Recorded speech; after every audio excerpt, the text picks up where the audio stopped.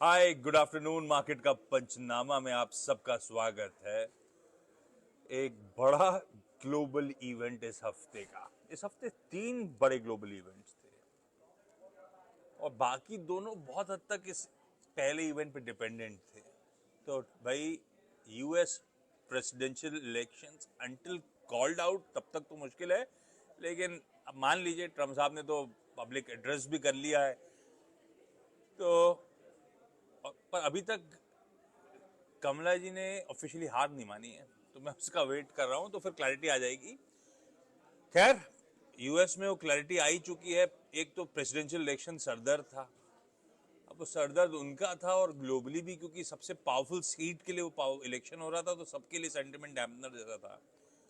Event निकला, Trump साहब की वापसी और यूएस के मार्केट्स झूमे और उसका बढ़िया पॉजिटिव रब ऑफ सब जगह देखने को मिला, इंक्लूडिंग हमारे यहाँ।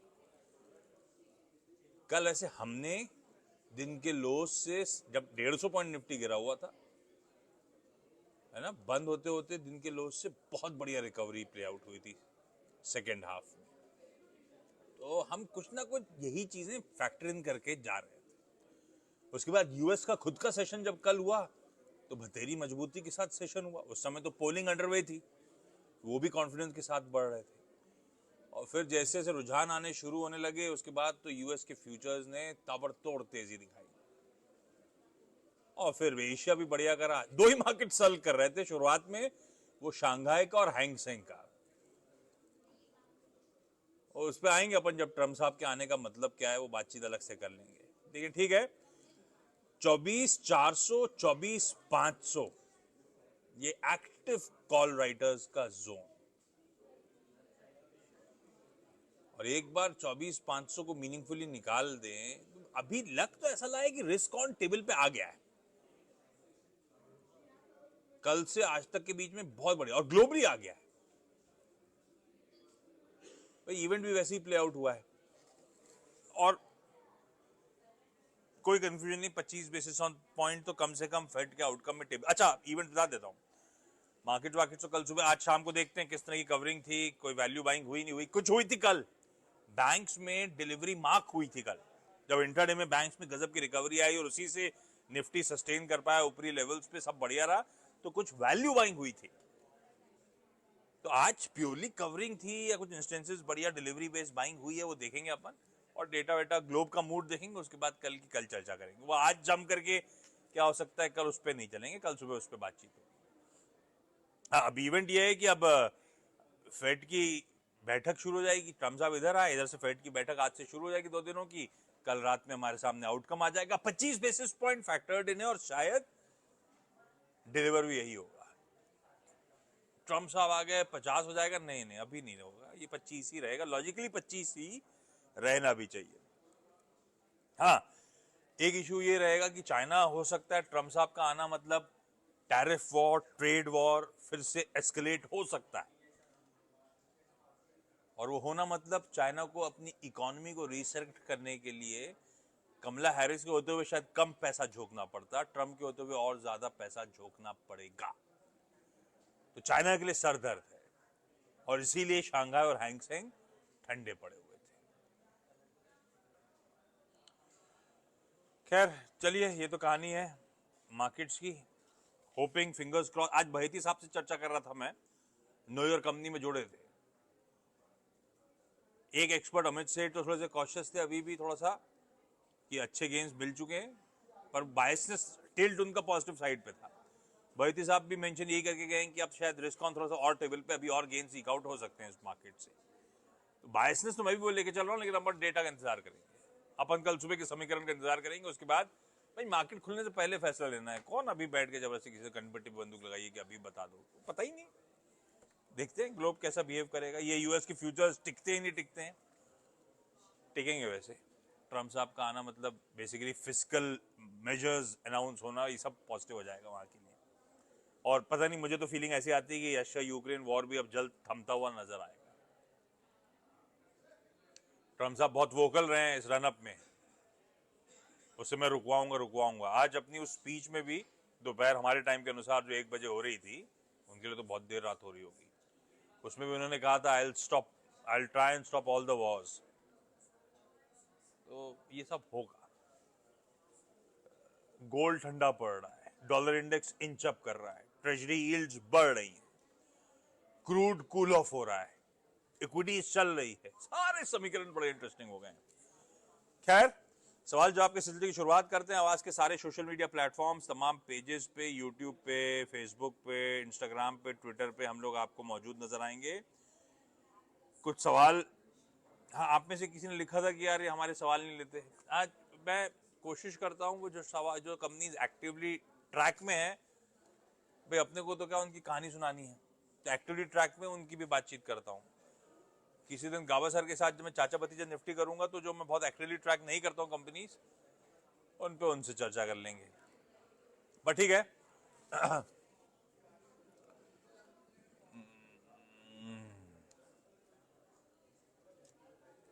सफारी इंडस्ट्रीज, बहुत दिनों बाद, ये तो चैनल पे चर्चा में भी नहीं आती ऑफ लेट, लेकिन ठीक है, वो ट्रेडिंग वाला स्टॉक है नहीं, इसलिए चर्चा में नहीं आती।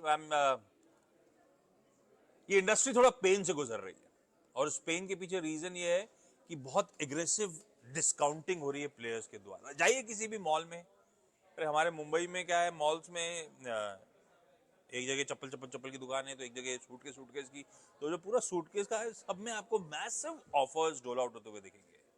और इतने प्लेयर्स हो चुके हैं, इतना कंपटीशन बढ़ चुका है ऑर्गेनाइज में, पता नहीं, जो फैशन ब्रांड्स थे उनके भी सूटकेसेस की दुकानें हैं, वो पुराने अपने एरिस्टोक्रेट, वीआईपी और वो सब तो है ही हैं, सफारी वगैरह सब हैं, और खूब एग्रेसिव डिस्काउंटिंग चलती है मार्केट प्लेस में। तो जो डिस्काउंट चल रहा है मार्केट प्लेस में, वो बट ऑब्वियसली सभी कंपनीज की रेवेन्यू और प्रॉफिटेबिलिटी को इंपैक्ट कर रहा है, सफारी का भी कर रहा है, पर सफारी उस मार्केट एनवायरनमेंट में फिर भी मार्केट शेयर गेन कर रहा है, तो ये अच्छी चीज है। हालांकि 2700 2800 वाला स्टॉक है, जो मेरे ख्याल से, एक मिनट खोल लेता हूं, मैंने 2300 के आसपास याद पड़ता है मुझे सफारी का।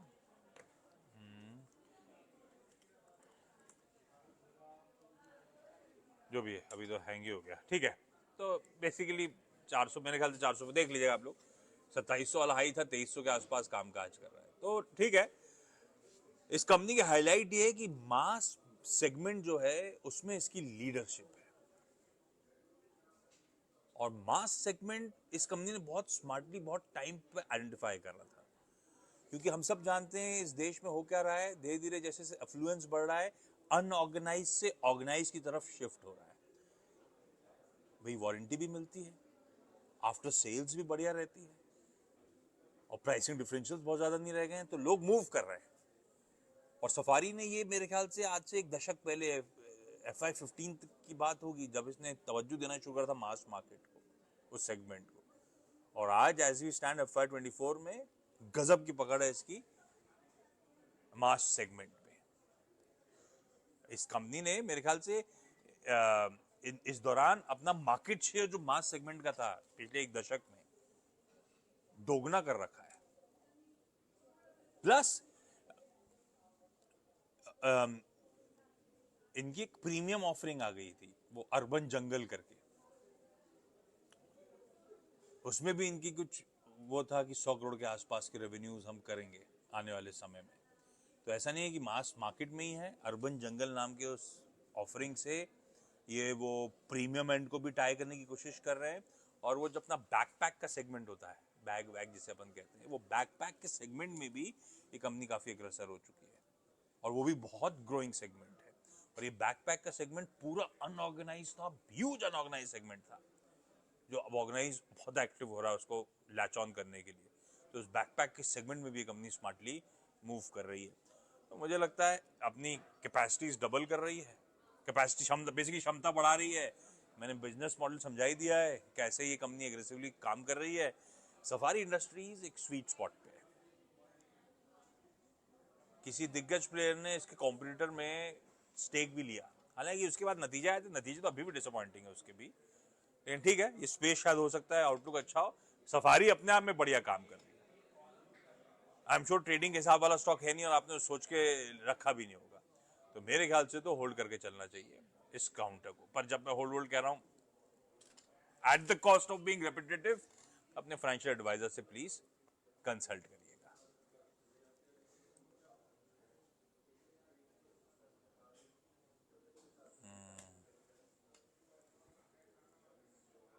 प्राज इंडस्ट्रीज, जैसे सफारी का टफ पेस मैंने हाईलाइट करा, वैसे ध्यान रखिएगा प्राज के साथ भी इसके इंजीनियरिंग साइड में जो स्लो डाउन था उसका असर इसके फाइनेंशियल्स पे दिख रहा है। तो वो ठीक है, नियर टर्म एग्जीक्यूशन चैलेंजेस वगैरह होंगे, लेकिन अदरवाइज अच्छी कंपनी है। ये जो इथेनॉल, वो कहते हैं बायोफ्यूल टेक्नोलॉजी, उसमें यार 2/3 मार्केट शेयर किसी कंपनी के पास है तो प्राज के पास है। शुगर और अदर बायोफ्यूल्स के थ्रू वो कन्वर्जन का काम, किस तरह के इन्वेस्टमेंट्स तमाम शुगर कंपनी से लेके ओएमसीज वगैरह कर रही हैं आप जानते हो, और उसमें डोमेस्टिक मार्केट में 2/3 मार्केट शेयर लेके बैठे हुए हैं। और ना सिर्फ फ्रेश इन्वेस्टमेंट्स की बात हो रही है, पुराने प्लांट्स को रिफर्बिश करने का भी बढ़िया धंधा है। और हम लोग जब भी प्राज की बात करते हैं सिर्फ ethanol play ethanol play ethanol play की बात करते हैं, भाई उसके बियॉन्ड भी ये कंपनी एक कहना चाहिए, वो जो ग्लोबली हम लोग सस्टेनेबिलिटी और डिकार्बनाइजेशन की तरफ बढ़ रहे हैं, उसके लिए बहुत बढ़िया प्रॉक्सी है प्राज इंडस्ट्रीज। मैनेजमेंट का बैंडविड्थ एक्सपीरियंस सॉलिड है, कंपनी ने डिलीवर करके दिखाया हुआ है। बहुत समय से कुछ नहीं करती थी प्राज, जबकि सब जानते थे बिजनेस पढ़ते थे मजा आता था, फिर अब ये चला। ऐसा नहीं है कि नहीं चला हुआ स्टॉक है, लेकिन अपने आप में अभी कोई कंसर्न नहीं दिखती मुझे कि इसके स्ट्रक्चरल स्टोरी में कोई इश्यू आया हो। और इसके लिए तो एक बड़ा ट्रिगर है वो सस्टेनेबल एविएशन फ्यूल, एसएएफ, जो कहते हैं एसएएफ, शायद एसएएफ, सस्टेनेबल एविएशन फ्यूल। तो यूएस ने, यूरोप ने रिप्लेसमेंट के तौर पे परसेंटेज डिसाइड कर रखा है, इवन इंडिया ने कह रखा है मेरे ख्याल से 2027 तक या 2026 या 2027 तक 1% एसएएफ डलेगा ब्लेंडिंग में। 2028 तक 2% सस्टेनेबल एविएशन फ्यूल का हम लोग इस्तेमाल करना शुरू करेंगे। प्राज ने आईओसी के साथ इसके लिए टाई अप भी कर रखा है, तो वो अगला बड़ा ट्रिगर हो सकता है इस कंपनी के लिए। है तो इंटरेस्टिंग स्टोरी, कैसे पैन आउट होगी लेट्स वेट एंड वॉच। क्या अभी इस तरह की कोई कंसर्न्स हैं कि मैं भाग लूं स्टॉक से? मुझे नहीं लगता, फंडामेंटल्स इंटैक्ट हैं। मैंने अपफ्रंट कहा था कि कुछ एग्जीक्यूशन चैलेंजेस, एनवायरनमेंट के चैलेंजेस चलते हो सकता है क्वार्टर थोड़ा सा डैम्पन हुआ हो, अदरवाइज कोई दिक्कत दिखती नहीं है। तो फिर ऐसे स्टोरीज पे मुझे लगता है भरोसा अभी तो फिलहाल के लिए बनाए रखना चाहिए। हाँ, एक मैं सोच के आया था जो मैं कल छोड़ गया था कि आईटी पे आज कल चर्चा नहीं करूंगा, एक आउटकम अवेट करूंगा। सुबह आज मैंने फिर सीधा साधा में आईटी स्टॉक्स अपफ्रंट मेंशन कर रहे थे उसके पीछे रीजन था, रखिए आज भी देखिए आईटी का मैसिव आउट परफॉर्मेंस। तो जिसने कल सवाल उठा, आईटी सेक्युलर है, तो मैं जनरली स्टोरी समझा देता हूँ क्यों आईटी एक स्वीट स्पॉट पे आ गया है। ट्रम्प साहब के आने के बाद कमला हैरिस होती तो मेरे ख्याल से कुछ बदलता नहीं। डेमोक्रेट होते, डेमोक्रेट्स ही फिर से आ रहे होते, स्टेटस को मेंटेन रहता। ट्रम्प साहब का आना मतलब अब कई सारी चीजें बदलेंगी। ट्रम्प साहब ने पिछले कार्यकाल में, मतलब इससे पहले थे बाइडेन साहब, उससे पहले ट्रम्प साहब ही थे, तो ट्रम्प साहब ने उस कार्यकाल में आईटी कंपनीज के लिए एक दिक्कत पैदा कर दी थी। वो था वीजाज की सख्ती, H1B वीजाज और L1 वीजाज, आप सबको याद होगा। तो वीजाज की सख्ती अपनी जगह थी, वो हमारे लिए सरदर्द बनी थी। और दूसरा वो चाहते थे कि जो ऑनशोर एम्प्लॉइज वगैरह हैं हमारे, उनकी वेजेस बढ़ाई जाए। वो तो खैर कोर्ट में मामला फंस गया था, पर वीजा की सख्ती हुई थी। वापस आएंगे तो उनका वही आइडिया है, क्या वो बाय अमेरिका, अमेरिका फर्स्ट, है ना। तो वो माइंडसेट उनका वही है, आएंगे फिर सख्ती होगी। पर FY15 से लेकर आज तक के बीच में, मैं सिर्फ दिग्गज आईटी कंपनीज का बता रहा हूं, इन लोगों की H1B वीजा, L1 वीजा पे डिपेंडेंस तो है 50 से 80% तब से लेकर अब के बीच में रिड्यूस हो चुकी है। तो अगर ट्रम्प साहब कुछ करेंगे भी तो बहुत लिमिटेड इम्पैक्ट होगा, मात्र सेंटिमेंट टाइप होगा दिग्गज कंपनीज के लिए। छोटों का मैं कह नहीं सकता हूं क्योंकि डेटा नहीं या आकलन नहीं है, लार्ज कैप्स का ये आकलन है। तो वो एक कुछ सरदर्द है वो है नहीं, बल्कि ट्रम्प साहब के आने से फिस्कल मेजर्स लिए जाएंगे, लूजनिंग हो रही होगी।